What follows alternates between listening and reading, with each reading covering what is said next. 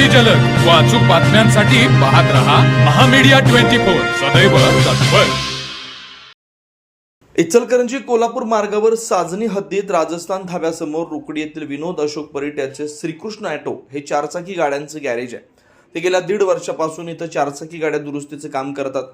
आज गुरुवार दिनांक 23 रोजी मध्यरात्री अज्ञात चोरट्याने त्यांच्या गॅरेजला शटरला लावलेलं 2 कुलूप न तोडता ज्या पट्टीला कुलूप लावतात ती पट्टी तोडून चोरट्यांनी शटर उघडून गॅरेजमध्ये प्रवेश केला व गॅरेजमधील हायड्रॉलिक जॅक, पाने, 4 बॅटऱ्या, चारचाकी गाडीचे हेड व हेडचे मटेरियल असे एकूण 40 ते 45 हजार रुपये किमतींचा मुद्देमाल लंपास केला. या चोरीबाबत विनोद परीट यांनी हातकणंगले पोलीस स्टेशनमध्ये फिर्याद दाखल केली आहे. घटनास्थळी हातकणंगले पोलिसांनी भेट देऊन पंचनामा केलाय.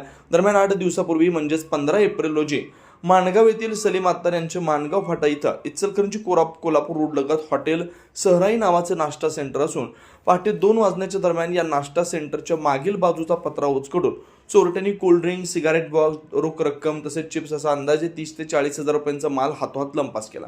याच दरम्यान मूळचे रोकडी पण सध्या राहणार माणगाववाडी येथील अकबर इमाम मुजावर यांचे कोल्हापूर इचलकरंजी रोड लगत जांभळे पेट्रोल पंपासमोर असलेल्या SRT centre and cold drink house इथेही चोरट्यांनी पत्र्याच्या शेडच्या मागील बाजूचा पत्रा उचकडून या ठिकाणून 2 गॅस टाकी व इतर साहित्याचा सुमारे 20 ते 25 हजार रुपयांचा माल लंपास केला. दरम्यान याच इचलकरंजी कोल्हापूर रोड लगत नव महाराष्ट्र सूतगिरणी समोर साजनी येथील प्रीतम धनराज चव्हाण यांचं बेकरीचं गोडाऊन आहे.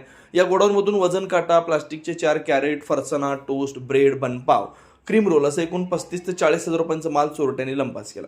या इचलकरंजी कोल्हापूर मार्गावर थोड्या अंतरावर असणाऱ्या सर्वसामान्य व्यावसायिकांचं दुकान फोडून चोरट्यांनी हजारो रुपये लंपास केले. हातकणंगले पोलिसांना चोरट्यांना पकडण्यात अपयश आलं. हातकणंगले पोलीस नेमकं करतायत तरी काय? रात्रीचे खरोखरच गस्त घालतात की नुसताच फेरफटका मारतात अशी विचारणा आता सर्वसामान्य नागरिक व व्यावसायिकांमध्ये होत असताना दिसते. प्रतिनिधी सतीश पाटील. तर मग चला सबस्क्राईब करायला विसरू नका महामीडिया 24 न्यूज चॅनलला. महामीडिया 24 सदैव तत्पर.